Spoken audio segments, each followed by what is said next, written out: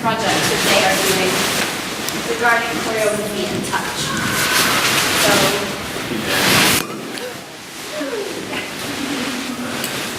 we have the possibility to maybe see some videos. Do you like to go first? I kind of do because I have an idea. So my thought is to connect a little bit like what maybe I did doing class with how it became choreographic, how it also relates to vision and touch and kinesthesia. So everybody has to go over to that side of the room. So it's going to be a little bit of a thing to do. Doing things. Sorry. No problem.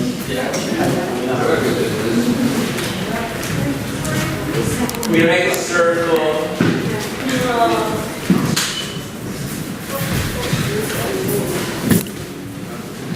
Dance without their dance. So yeah, this idea I'm gonna, don't bust my balls about science and stuff. But it's kind of this idea of going from vision to some sort of things. Video. I'm doing. Yeah. I mean, joining to the Yeah, but closer. Okay. Sorry, it's interesting. I don't want to miss it. So anyways, I just started, just want to off-handedly warm up your voice a little bit, just to make a little bit of sound. So just think about your lips. Run your tongue over your teeth. Make these happy noises. Teeth, lips, tongue, noise.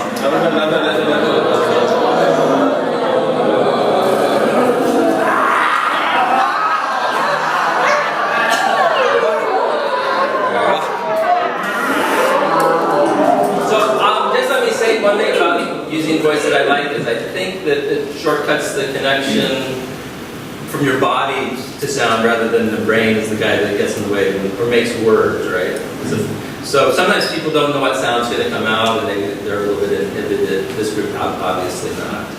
But if you give it over to your body to make a sound, sometimes you don't know what sound needs to come out. And they're all true, right? So next thing. I want you just to copy the movement I'm doing. It doesn't matter if you mirror or do the same side. The thing about copying, I said this in class, if it's hard, you just feel like a little bit like a sketch artist. Meaning you just draw fast and you know it's approximate. It's not going to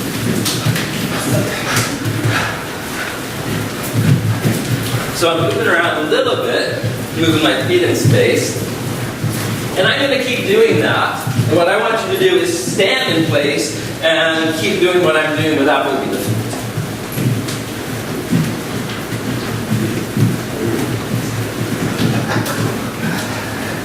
And then I want you to stop moving the arms and do what I'm doing. Stop moving the arms and continue to do what I'm doing. It doesn't mean just replicating, I think, the torso and stuff. I think it means kind of how you kind of feeling what I'm doing. Which kind of imagining that you're doing it. Oh, so not doing it, but just watch. Not doing the arms. Oh, it's not going to be clear. Yes. So it's not a matter of like, can I do all this, what he's doing, to do exactly what he's doing with no arms. It's more like, do you kind of the idea of feeling a little bit with your body still what I'm doing. There you go. Thanks for the question. That's going too fast. So think like, use less of your body. I'll just say it that way. Maybe use your arms smaller. So I'm going to a thing of you're using your body less and less, but you're still in your body. At some point, maybe you're an audience sitting in a chair watching a show. Are you kinesthetically involved? Or are you just watching? That's kind of what I'm thinking about. Is an audience actually participating with their body? So from going from the bigger movement I did to making it smaller and smaller, I think that you're still kind of a little bit in touch with your body and it's getting finer and subtler and subtler. Transfer to your voice a little bit. Follow me with your voice.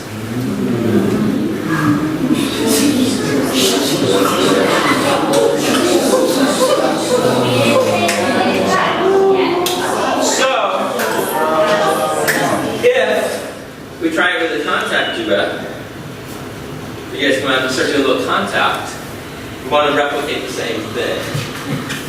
Yeah, yes? Is it okay? Yes. All right. That was just fake resistance. So again, is there a place where you feel like you're watching a little bit with your body?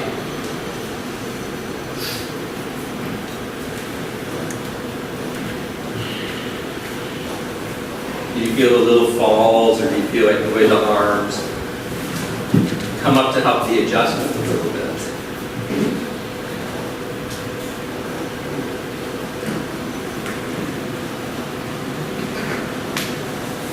And then watch a little bit with your voice too. Yeah.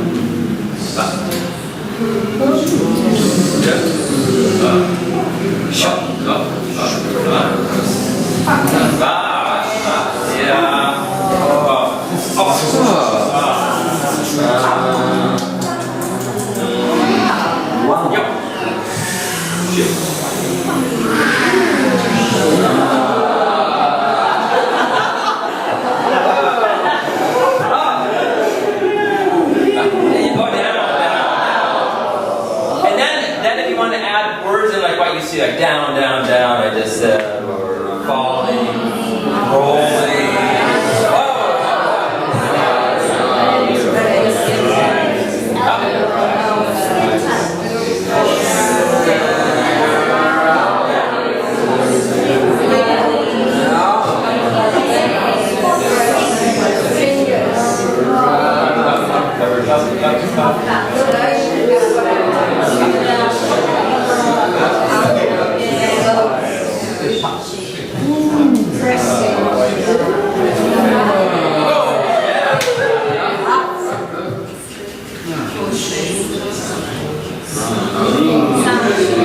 Okay, somebody else want to try it? It's probably interesting in the middle, right?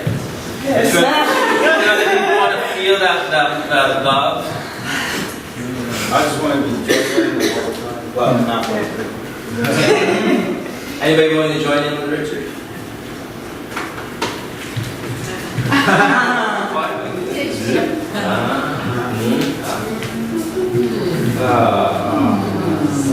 Yeah, there's always this question, I think, when you're making sound, like I just did a sigh. I probably needed a sigh for a long time. Is it about me or is it about them, of course? I'm not related to the sounds that I'm making. Whatever. I'm making it up just for you. Yeah, you're in there first. Whatever you do is the right answer. But that's the thing a little bit about an audience. Is the show about them, or is it about what the artist is showing? And that's always a mix, huh?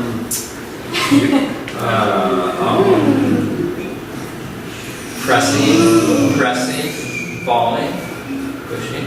Just fall back into her. Yeah, there you are. Yeah.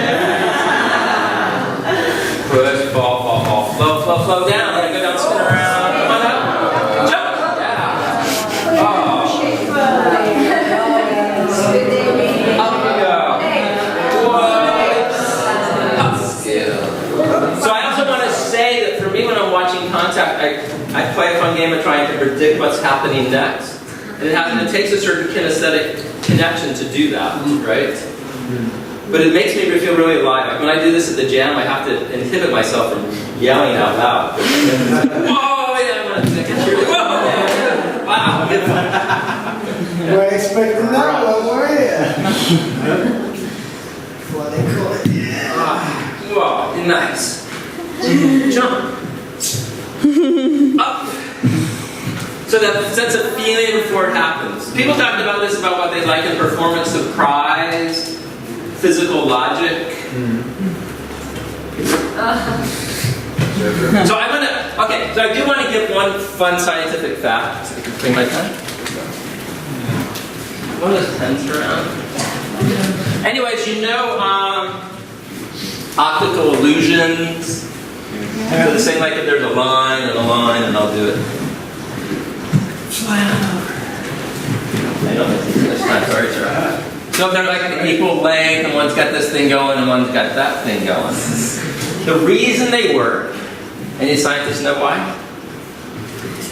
When we see things, we're always thinking, not always, but there's this context of movement.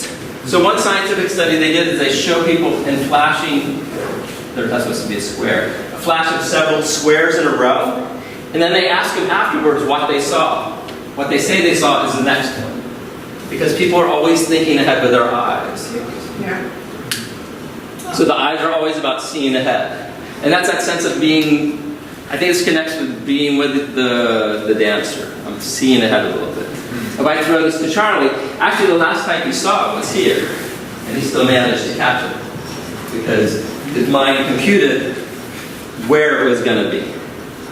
Cool. So, I do this exercise in class. It's a good thing to do on the last day when people are, because it can be very psychologically stimulating also. So I'm going to show you the piece that I used to do.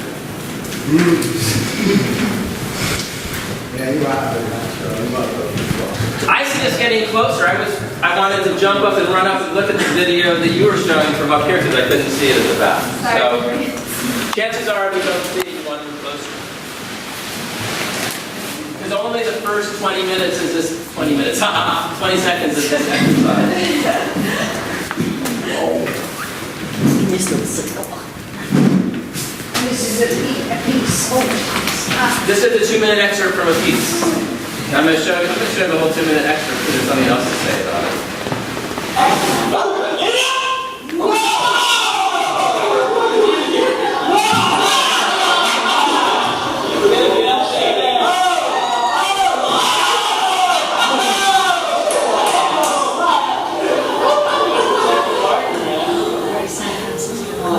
Yeah. Oh, okay, so what I want to say about that. So there's this thing I've been thinking about lately with art is it's a combination of indulgence and discipline. So the indulgent thing is the contact a little bit. And for me, the discipline was thinking like, what format can I do something like that and make it interesting for the audience? And so the guys are cheering them on as if they're cheering a fight, but they're dancing. Yeah. This really reminds me of capoeira. Oh, cool. Which I like it. often you stand in a circle, two people have and they're often And you clapping. cheer them on, and Yeah, you yeah, yeah. kick And their ass and stuff. Didn't remind me of any real fights over. But I want to say also to me, I was interested in this question is contact improper formal. And I thought, when I'm watching it, there's lots of things I'm interested in when I make them more apparent for the audience.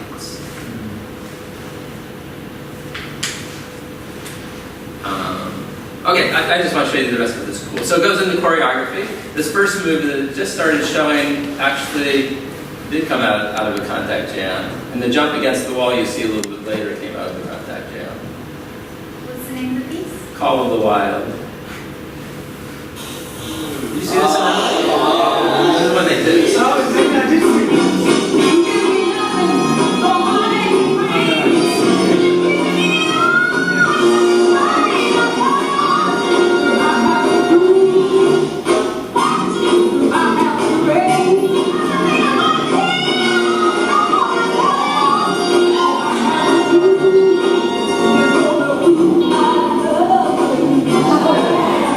That's the thing we did in class over the feet, right?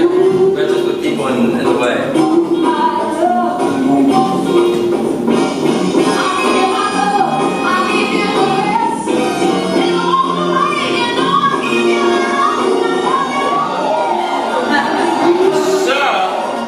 So they all of a sudden there is a real wrestling match. And just to set up theatrically, one guy gets his shirt ripped before the chaos ensues during the wrestling match.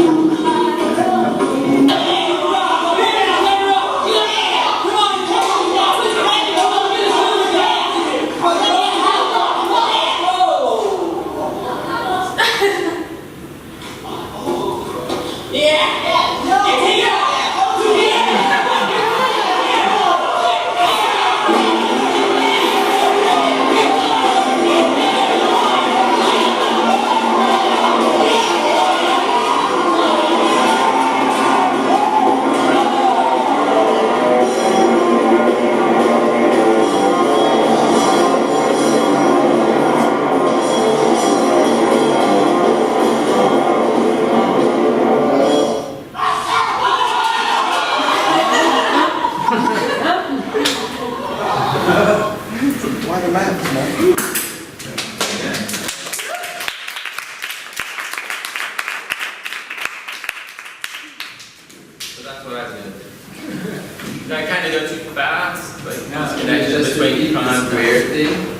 thing with the squares, I didn't get. Okay, so if I show you a picture of like a square here, one here, and I ask you, and then I take the picture away and I say, what was the last square you saw? You'll draw the next one that should happen. The next one that would have Logically. And that's why that's why the line optical illusion works. Why you think this one is wider than the other, because of the tendency of the mind to see where it's going rather than where because of they the are. error thing.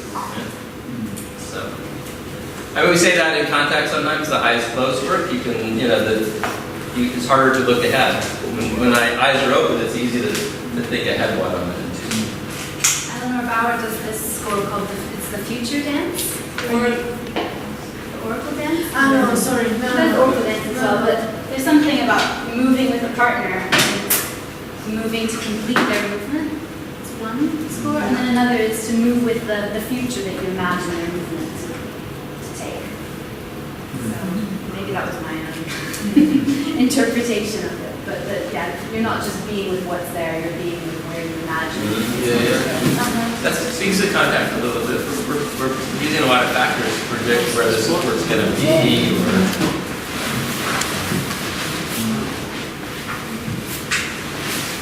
I don't have anything to show or do. I think I kind of was thinking Malaika was going to ask us questions or something, and that's what we're going to do. So I was kind of inspired as well by just what everybody was talking about and how much there was in common, I guess. Yeah, me too. This thing. And also this thing that Malaika and Rebecca just were talking about, which was really great, which made me think about, wow, yeah, of course, it's so great when you just look through a different window at that thing, you're suddenly aware of all of the stuff in a way, all the learning that happens, all the skills that you have, even for me to come along and take the weight of your arm in my hand, or something like that in my hands, and to feel that.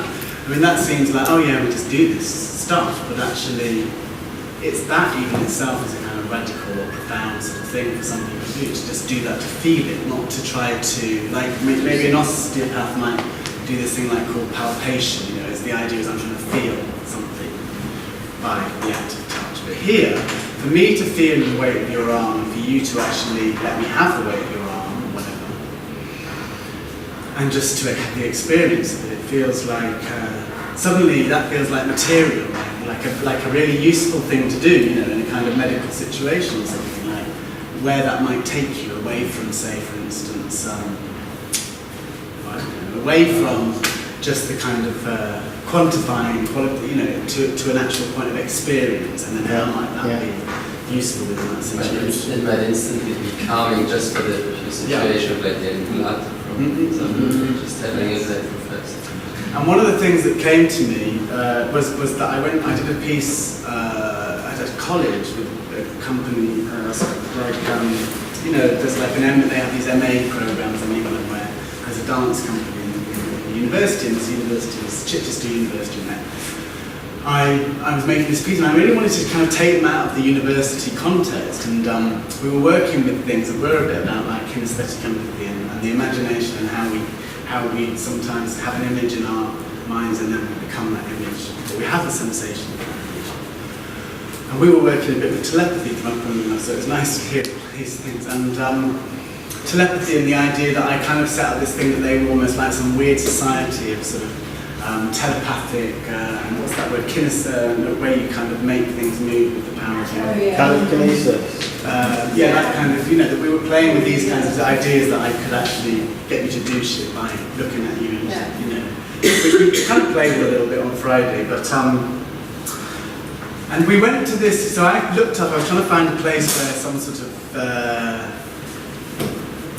where I could find some example of this, and I looked all around the place, and I just found this church in Battersea, London, and we all went to this church. It's like a spiritualist church, and they do this thing every Tuesday afternoon or something, where you can go and you can get healed, basically, by the Lord, I presume, through this sort of spiritualist thing. But I thought it'd be great to go and see this kind of healing hands thing.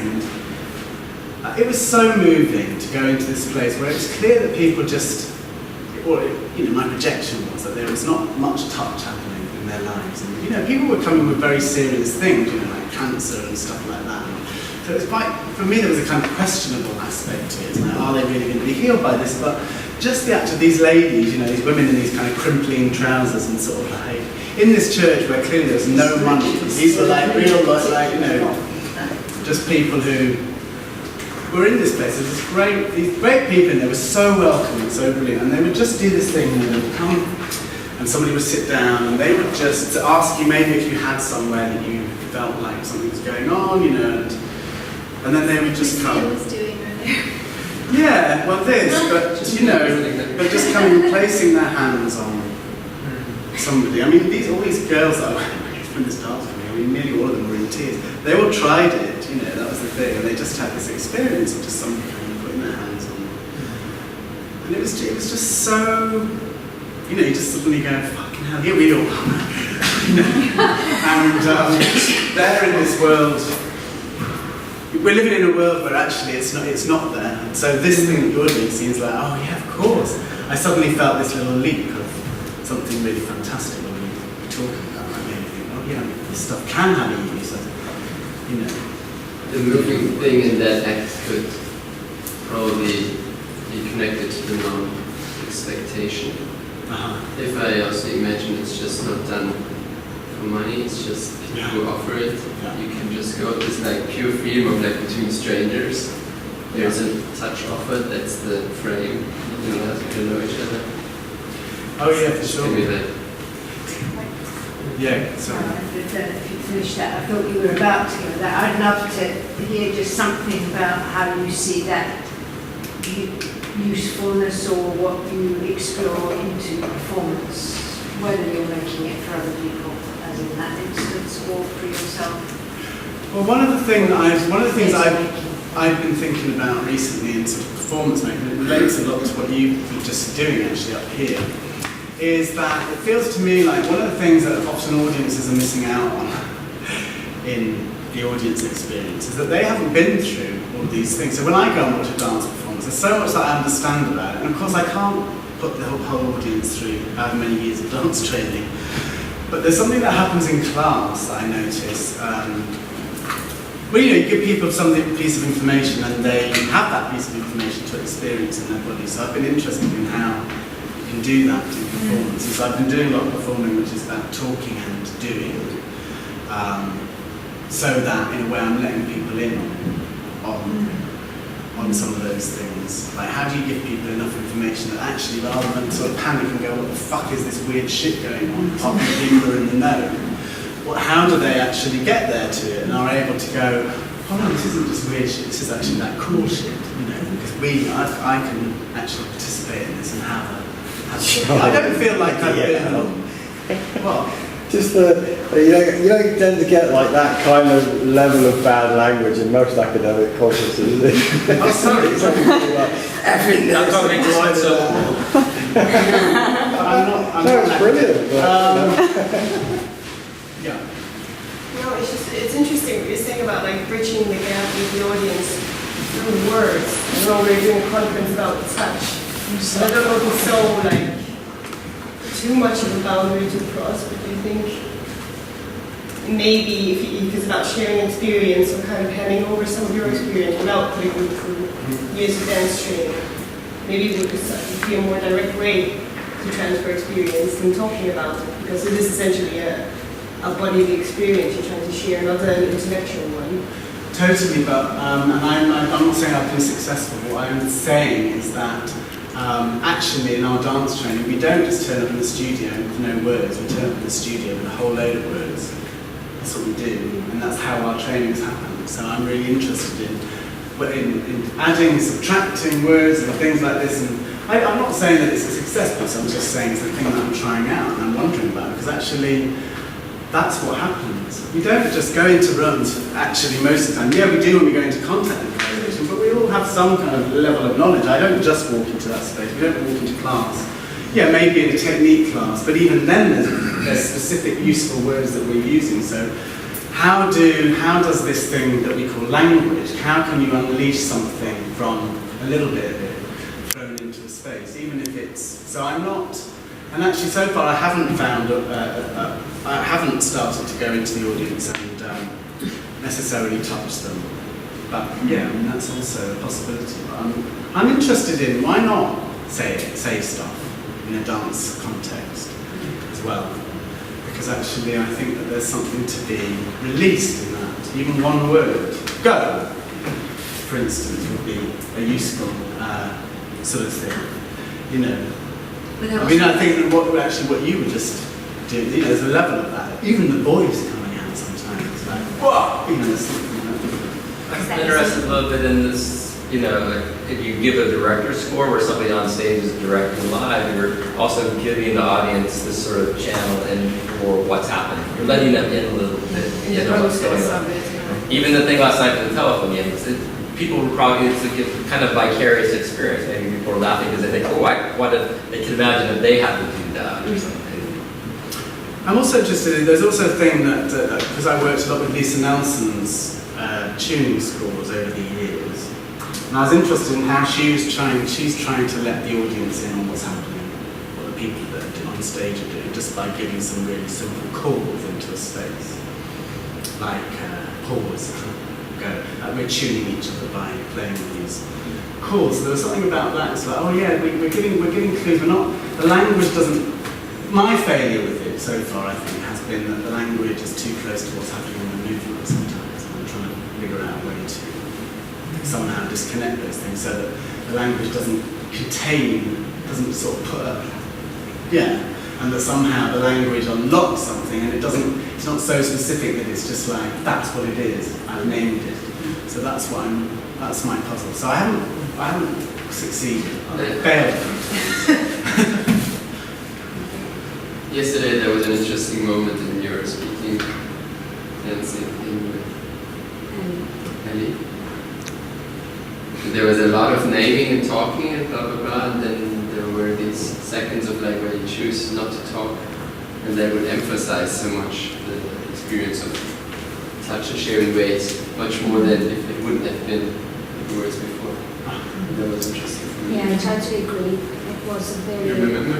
Yeah, absolutely. I was about to say, share the same perception. Somehow the use of the power of words and sound on a semiotic level can introduce a topic or a layer of meaning and understanding to the audience, overcome the kinesthetic gap, which is what we're talking about, and then when you put it out and you make it in less is more, then eventually it will make a deeper sense of understanding within the audience perception.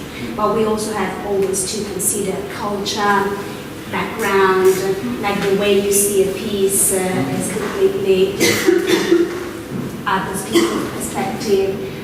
That's why I also think that movement practice is fundamental in schools, and that's why we should promote any level of movement experience in order to enlarge the range of perception of what it is an art form for new generations and project it out. Yeah, it's quite broad, like we're touching so many bells here, but it all can be somehow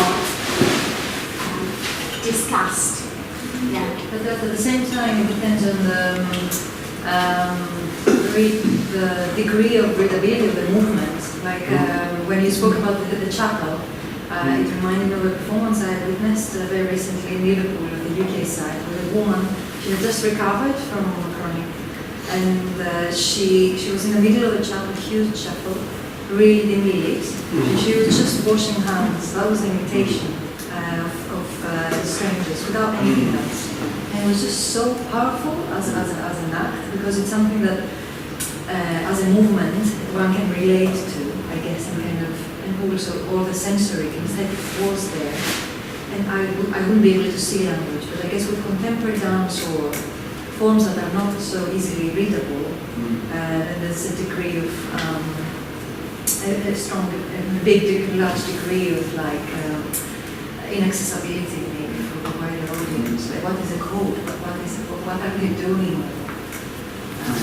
Why are they touching? Is it like, That reminds me of the thing I'm doing this, and I can't remember where it's from, but that research they found in audiences, if if you look at the stroking, it's all to do with the mirror matching things. Mirror neurons. Your brain will be firing being touched.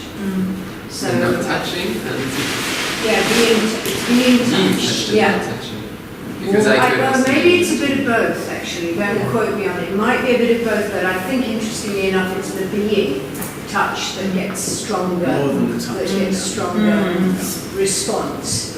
And so you are seeing it, whatever it is, empathetically or just neurologically. You get that feeling. Stroke. The technique that I'm developing in my body work, just through experiencing blockages in people's bodies and how their bodies respond to the touch I'm giving them, where I will initiate a sort of healing process by going in quite a gross and strong way, which sets up this kind of blockage. The body blocks it, and then like subtly sort of backing off and changing the way I'm going into something much more. Much softer. I don't know that it's like you kind of go at it quite hard. The body goes no, and then you go at it with a completely different energy, and the body's set up to block the other one, and it kind of allows the healing energy straight in. Whereas sometimes if you go in with the healing energy straight away, it blocks that. I don't know how that relates to anything else that we've been talking about. How does that connect with this? Yeah, it was just something that like Lucas was saying actually that reminded me of it, with the thing of a lot of talking, and then somehow like you have the sort of space to just touch, and that somehow amplifies your experience of the, I don't know, it feels to me like the body's set up to just kind of like resist things sometimes, and by tricking it you can It just sounds bypass like you were saying right at the beginning, something about one word opening something, or making the space. Just if there's a possibility, I suppose there's that thing partly as well about like how can we be in a room and all be aware that we're all doing it. Like, so there's the thing that's happening on stage, but there's the me that is composing the thing on stage as well as I look at it. It's not only what's happening that's happening, it's also the way that I look at it that's happening, and the way that I choose to look at it, and the way that I choose to engage in it and be there or not to be there. Like in what you our just example there, I can either stand there like this and see it like that, or consume it in some way, or I can somehow enter into and wonder how actively I can sort of actually. Like to the point of actually wanting to go inside. Yeah, but for me it's like, sometimes it's like not just about how you choose, but how you react without choosing. This is the thing that kind of relates into the Aikido and all the rest of it, where people just like respond in a knee-jerk reaction, that they have no choice in the matter until they actually start to invest some time in looking at the fact that they respond it's like the test we were doing on the mat the other day. So there's how do you invite that kind of thing as well? I mean, how does the performance invite it? But also you wanted to go in, but I didn't. Do you know what I mean? Yeah. So it's like, of course it's a different experience for everybody who's standing in that circle, and it doesn't, I don't know, it's just like, so I keep wondering that about, I keep wondering that for myself when I go to see performance. I have a very different experience and approach to going to see performance now, of course, because I'm practiced at it, having seen so many for so many years, in that I don't go going, what I do is I go and I wonder what I'm going to get out of it, and I try and get something out of it, because otherwise... Because there's a moment that still can sweep you away. Oh yeah. Right. Oh, totally. And I'm not denying that, but I'm sort of wondering how...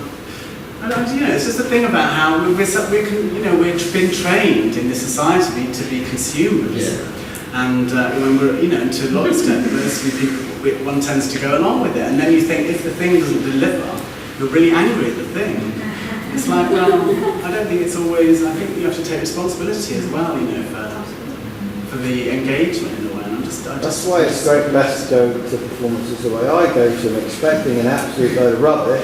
And then when it turns out to be fabulous, you know. I don't know. On that note, I've expected lunchtime.